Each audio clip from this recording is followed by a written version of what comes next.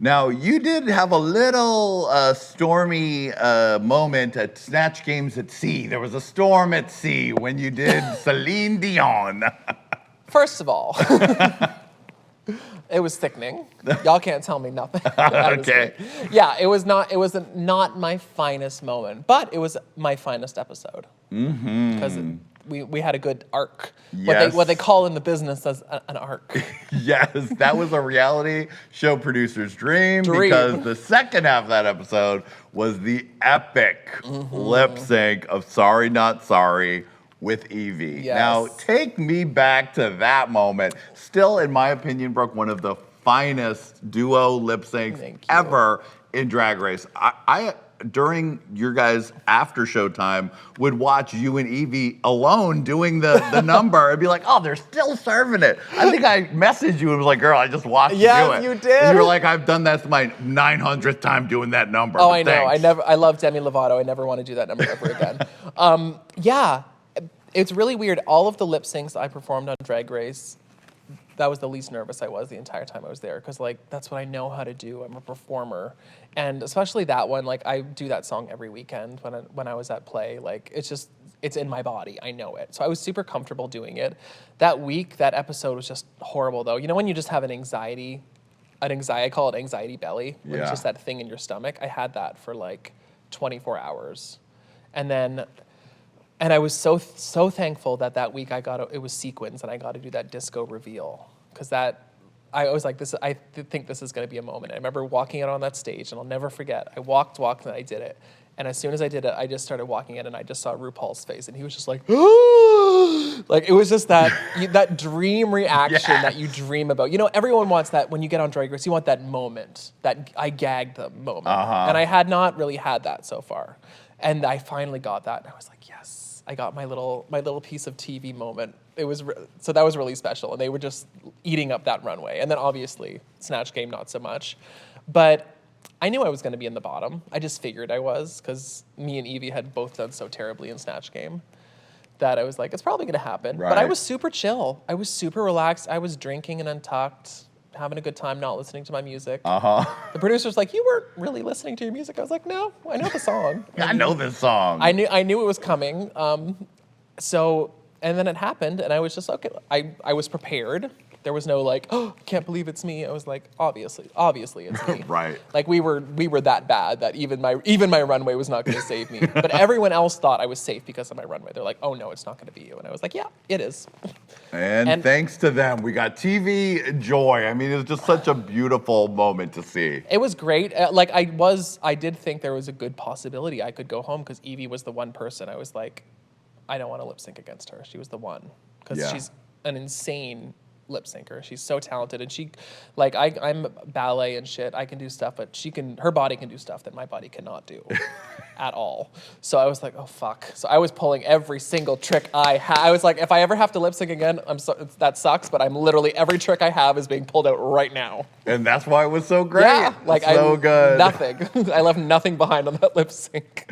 Now, another dramatic lip sync moment was when you had to send Vanjie home before you did, it was Deeper Love, right, by Aretha. Yes. Very ironic. In a white tutu and point shoes. Right. I don't think I've ever felt whiter than that exact moment. Yeah, that was a hard one.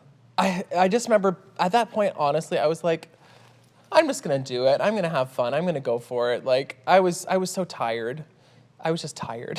I was like, if I go home, I got to go home and see my cats. If I stay a little bit longer, I was kind of at that point where I was like, it is what it is. Right. Like I was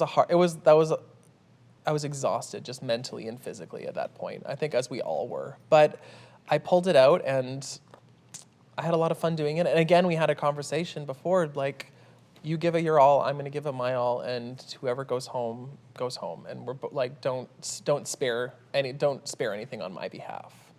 So we just kind of laid it all out, and it was really hard though. It was really hard because, I mean, like, I sent, like, Silky and Akira and Vanjie were like the little throuple, the dream girls. Yeah. And then I sent one of them home. So you know when you just know, they're like, you're still here. Yay. Right. And I love them, and it's fine, but like I sent their friend home. Yeah. Like, that was like their little posse. And you guys were all tired because Silky said in her last lip sync before she almost went home, she was like, I was ready to order the lift the minute the lift. That's what I was thinking about, what I was going to eat when I got home. I don't know. I just kind of checked out a little bit because I was just like, you're going so much and you're putting so much in, and then you come to a point where you're just like, it's almost the end, but do I have enough to like get there? Yeah. And then at the last minute, I was like, no, I have to like give it everything I have. Got to do it for Canada. I had to do it for Canada. I did, and I did it.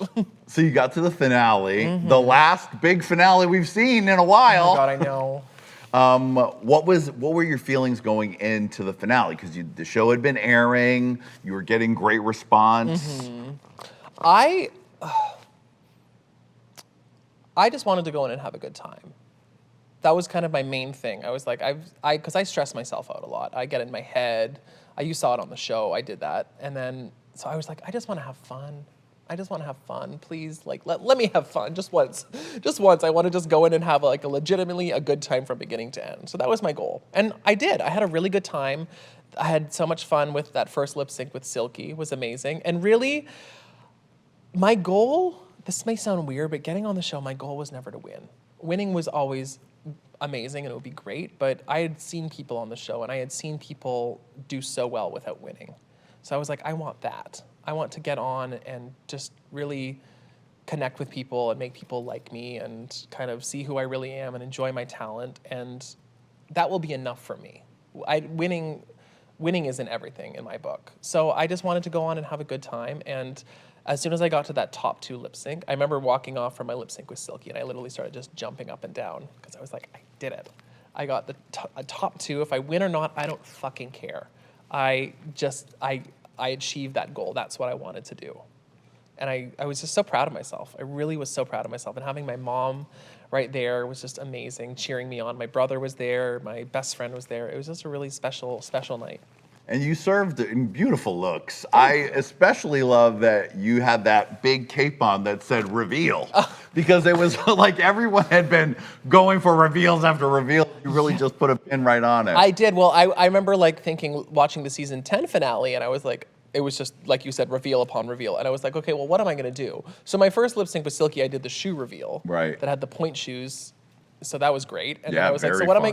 what am I going to do for the second one? And I was like, I'm just going to do the cape that just says reveal all over it. Yeah. I think that's enough. I think it Maybe was. in retrospect, I should have switched them and done the point shoe one second. I don't know. But say la vie. It was stunning either way, exactly. Sweetie. And I had a good time. And so, have you ever watched the whole thing back? No. Do you get PTSD when you see clips of the episodes? That we get that a lot. It took me a while to start watching 12 because I got PTSD. Because I was like, oh. And I didn't have a traumatic experience on Drag Race, but I still got like, you just get this feeling like you're doing it again. It's same thing with watching pageants. I hate going back and like watching Miss Continental because I feel like I'm competing again. Right. It's very that. So I have never watched back my season, and I really have no desire to. I don't like watching myself in general. Are you watching Canada's Drag Race? Yeah, I am watching. Because you got to see all the girls. I got to see all that. Yeah. For more exclusive audio versions of our show and stuff that we filmed today but you didn't see with the beautiful Brooke, make sure you follow us at patreon.com/HeyQweenTV for exclusive stuff you won't see anywhere else. All right, Brooke, so what is next? I mean, I'm just kind of hoping for a season 2 renewal. Would be nice. It got picked up by Logo TV. Yeah, so it'll be airing here now. So it's airing on a channel in the States, and it's airing on BBC 3 in the UK, and Stan in Australia, and Crave in Canada. So it's all in all of the big markets. So I'm just hoping for a season 2, and I don't really know. Like, I don't know what else to hope for, really. Like I've kind of gotten everything I've ever dreamed about having so far, so a puppy? A puppy? A puppy would be great. And I also don't know if the world's ending, so right. Yeah, I just hope this kind of keeps going for me and we have more seasons and people keep loving it as much as they are. Now, when you saw RuPaul at the Emmys, did he give you advice about Canada's Drag Race? No, because I forgot to ask. Because you get to be face to face with RuPaul. It's hard. It's completely. I still get a little starstruck by him. He's RuPaul, and I was like, hey, I love you, thank you. Right. Great. It's wonderful. He was very sweet, very lovely. I actually, I talked to Michelle a little bit about it though, and she was great. She was like, just see yourself in every contestant and try to give helpful advice. So that's kind of what I tried to do. And we'll all be watching to see which queen takes it to the top of the Canadian mountain. I know. I have some favorites, but I'm too. not going to reveal them here. It's really exciting. Brooke, thank you so much for being here, sweetie. Oh my God, it's a pleasure. Thank you for having me. A delight to finally get you on the Sparkle Couch. Love your work. And honey, you've turned it so fiercely today, Miss Brooklyn, that you have snatched a trophy, sweetie. Yes, I finally won something. No touching, okay? That's fine. But you've not only won a trophy, but you've also won yourself a digital lap dance. Hit it! Oh, there he is. It's Gertie McCon. Oh, He's working hey. it. I know it's not the same, Brooke, but you can act like it is. He's giving me very like 70s porn star. Yes, he's working it. He's turning it. He's trying. Oh, there he is. That's the side view. we love a little side Okay. view. He likes to bounce. Hey. He likes to bounce.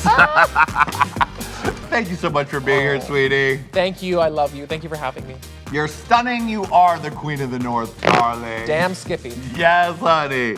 And thanks all of you for watching. Brooke's not going anywhere. She's going to stick around and play Look at Her. So you don't want to miss that. We'll see you next time on Hey Qween. Bye, baby. See you next time, baby. Now, camera, get out. Shoot. Go on.